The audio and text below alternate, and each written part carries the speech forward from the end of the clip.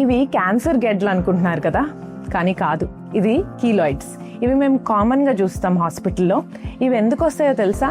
చెవు కుట్టించుకున్నప్పుడు రావచ్చు, సర్జరీ అయ్యాక కుట్లు వేస్తాం కదా, అక్కడి నుంచి రావచ్చు, లేదా కొంతమందికి అయితే దోమ కుట్టి ఆ పుండ్లోంచి కూడా రావచ్చు.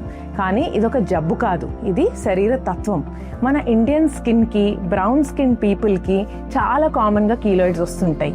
అయితే కంగారు పడాల్సింది ఏమీ లేదు, దీనికి ట్రీట్మెంట్ ఉంది.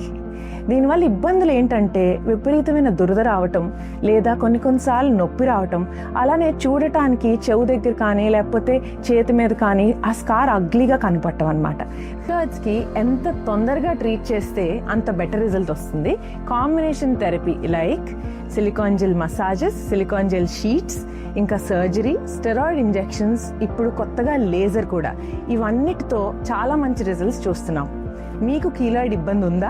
అయితే ఇప్పుడే ఈ కిందున్న నంబర్కి కాల్ చేయండి.